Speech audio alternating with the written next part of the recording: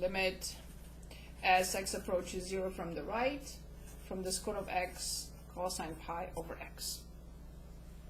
I'm waiting for your suggestions. Anything you can think of? Anything that... Substitution. Okay, so what do we get when we substitute? Absolutely. What do we get?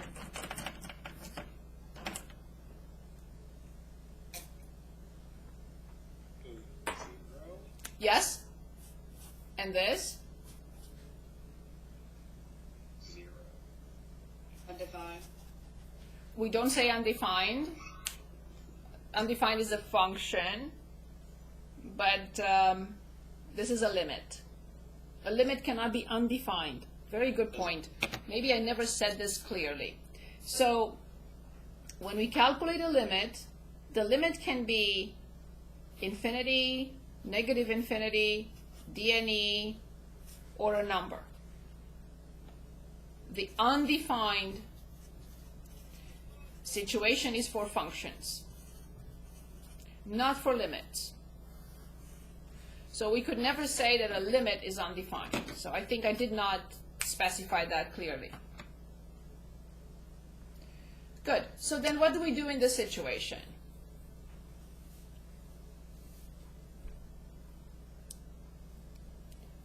Do we have any procedure that we talked about? Plug in a number slightly larger than 0. Very good point. No numbers, please. Not for this situation. Would you use the squeeze theorem? Thank you very much. We had several examples with a very similar situation. All of them had sine or cosine in them. Why? Because cosine and sine are bounded functions. Bounded function. A bounded function means it has a lower and the upper bounds. So the next step, obviously I will have to multiply all three sides by the square of x, and we get negative the square of x less than or equal to this. So this is the first hypothesis in which I show that our function is squeezed between two functions. I'm going to call this g of x. I'm going to call this h of x. In step 2, I have to determine the limit of negative the square of x as x approaches 0 from the right. Remember, I didn't say it, but the square of x has to be strictly greater than 0, not 0. And it's not, because I have 0 from the right, and it doesn't matter. This really means x not equals 0. So then I have to determine limit as x approaches 0 from the left. This is for plus from the right, and now from the left, negative the square of x. It turns out that they are both 0, of course. And then I will say, by the squeeze theorem from 1 and 2, the limit as x approaches 0 from the right, from the square of x of cosine pi over x is 0.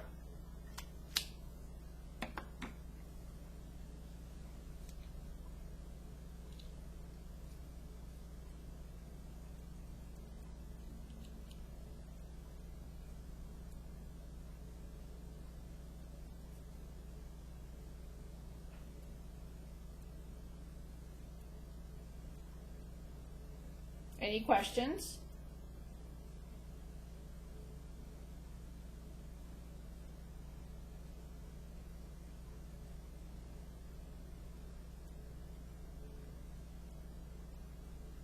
Would this get you full credit for showing your work, or? Oh, absolutely. This is the exact work you have to present. Yes.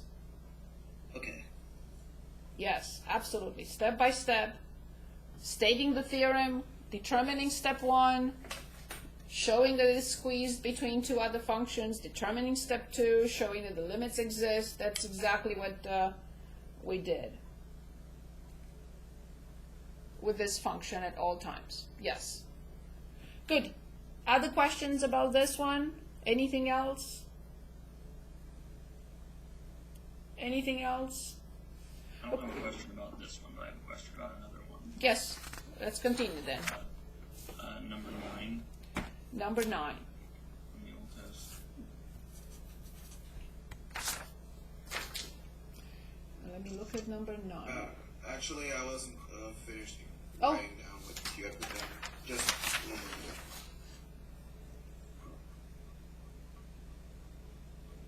Your camera went off. I'm sorry? Your camera's off. Again? What is it going? What's going on? Sorry about that. Okay, I'm trying to find number 9. Find the horizontal and vertical asymptotes of the function, including the pertaining limits. Very good. So we have limit. Oops. We have f of x, which is x minus 1 divided by x squared minus 3x plus 2. Is this okay now? Yeah. Okay, so first I look at the function, and of course I have to simplify it as much as possible. Remember, factoring, simplifying, they should always be in the back of our minds. So then I have x minus 1, and the denominator is x minus 1 and x minus 2. I cannot cross out anything before I write x cannot equal 1 and x cannot equal 2. And now I will simplify and get 1 over x minus 2. I will try to find horizontal asymptotes by determining limit as x approaches infinity from 1 over x minus 2, and limit as x approaches negative infinity from 1 over x minus 2. And we know that everything here is 0, so y equals 0 is a horizontal asymptote. Now, vertical asymptotes,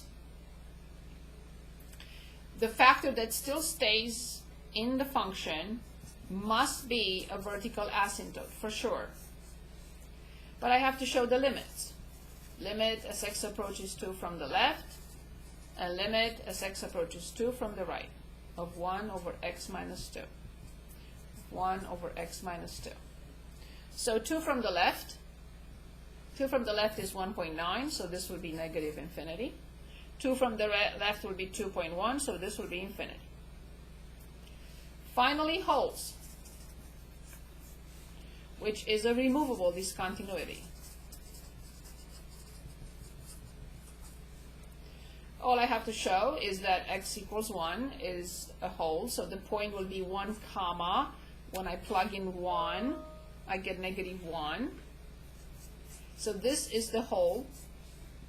But I have to show that the limit as x approaches 1 from the left of 1 over x minus 2 is negative 1, and it equals the limit from 1 over x minus 2 as x approaches 1 from the right. That's all was the problem asking. Find the horizontal and vertical asymptotes, and including their limits. If it's a hole, it's a removable discontinuity. And I have to determine that limit.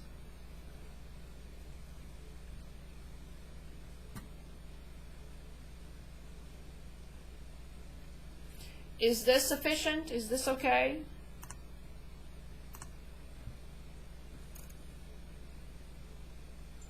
Yeah, almost done copying. Any questions on this problem or anything else? Can we go 4 next? Say it again. Which one? Number 4? 4. Number 4. Very good. Let me see what number 4 is telling us. Number 4. Okay. Do we need more time on this?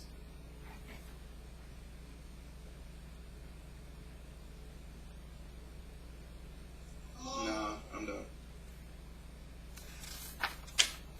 Very good. So let's look at number 4.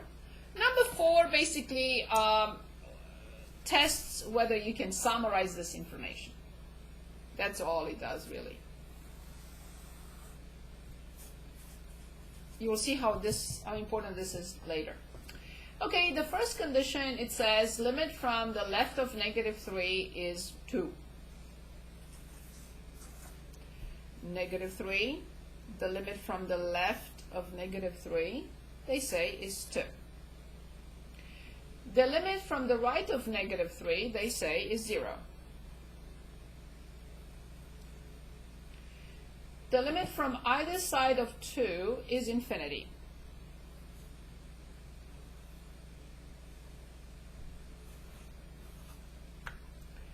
The limit from the right-hand side of 5 is infinity. I'm going to change this and put my 5 in there.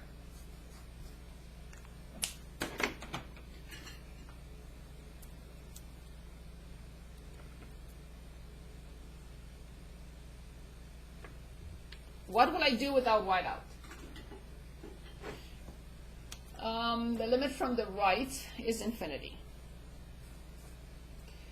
The limit from the left is negative infinity.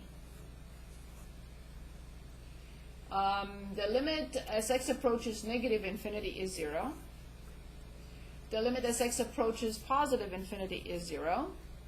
And f of 0 is 0. Now everything makes sense. I'm going to, this is my option, I'm going to consider x equals 2 is a VA. I'm going to consider x equals 5 as a VA. I can put a point in here if I want to, but I'm not going to.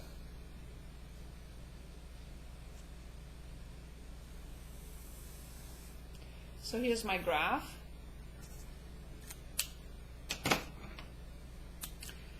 One, two, three, 1, 2, 1, 2, 3. So 2, 5, and -3.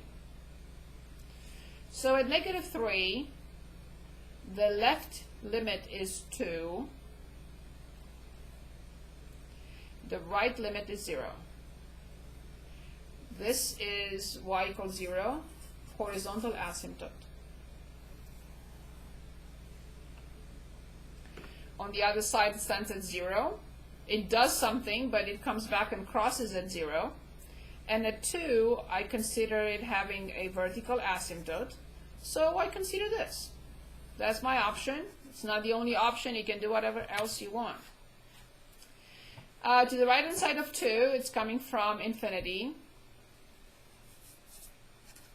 So x equals 2 is a VA, x equals 5 is a VA, y equals 0 is a HA. So on the right-hand side of 2, it's coming from positive infinity. Fine. And it's going to negative infinity. And then from positive infinity to 0. This is my take on it. You can come up with many other situations that work.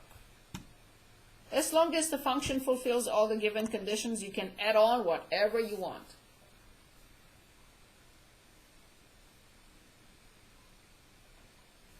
Can you do 3 now, please? Sure. Any questions on number 4 before we go back to 3?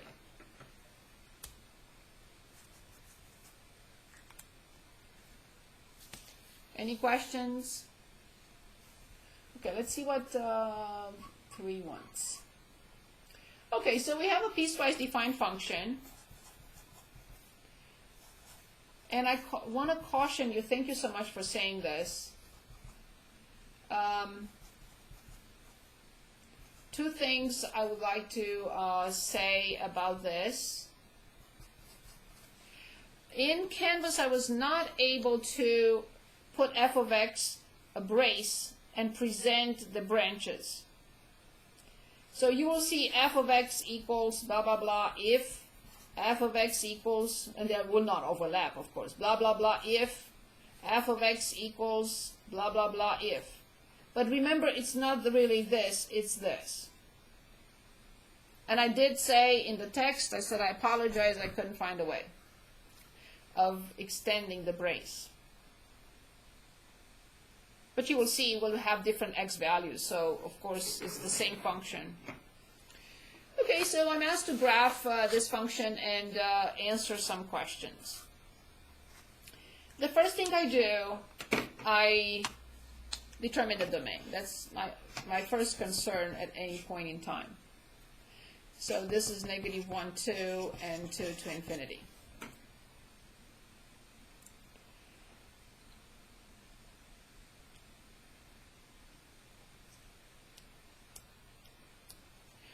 For those of you who came in late, so please make yourself visible, number one. And number two, the test was moved to the class time on Monday between 6:30 and 8:30. And please be very careful to go to the bathroom before and make sure that you can, go through the test without having to go anywhere, hopefully. Okay, so Prince and McCrae, are you there? 1, 2. Yes, ma'am. Okay, Yeah, I'm here. good. Okay, so first I find the domain and I realize that the function is not defined at -1.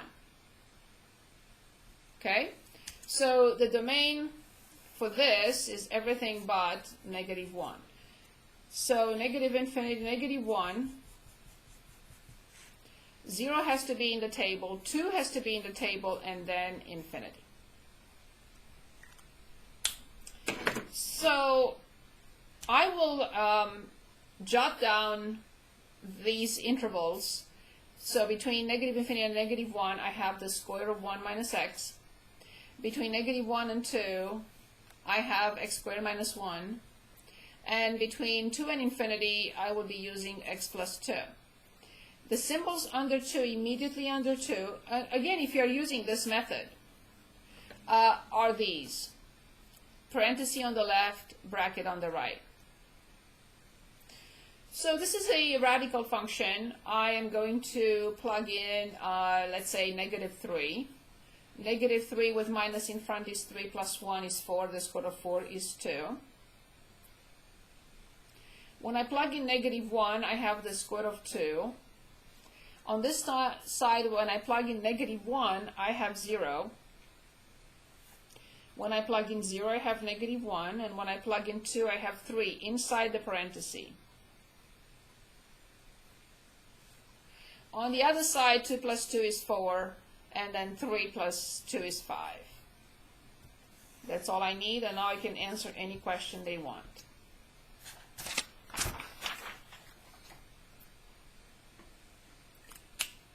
Kind of difficult to plot this. This is 1.4-ish.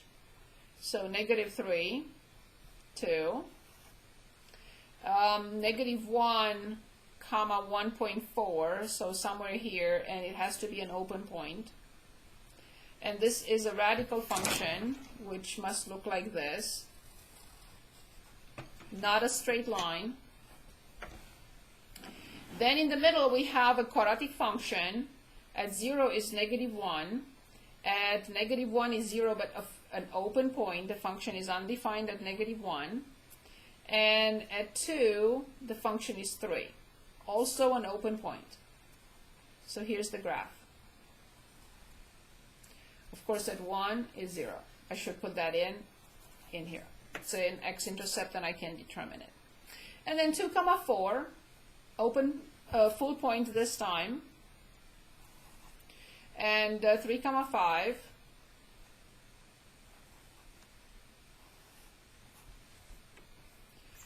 And let's see what the function is asking us to do. We'll sketch the graph we did. They're asking us to find the domain. We already did. So the domain of this function is -infinity to -1 union -1 to infinity. The range of this function from the graph is -1 to infinity. Then they want,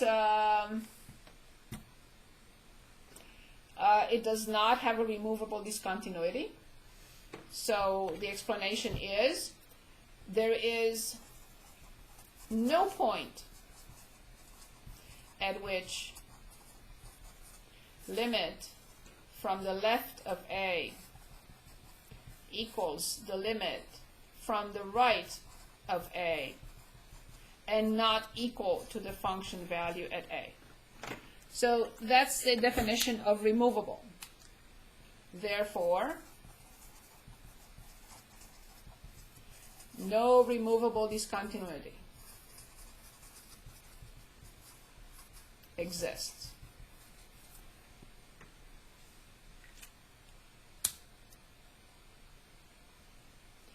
Now, if you ask me, I would say the function is continuous from the right at 2,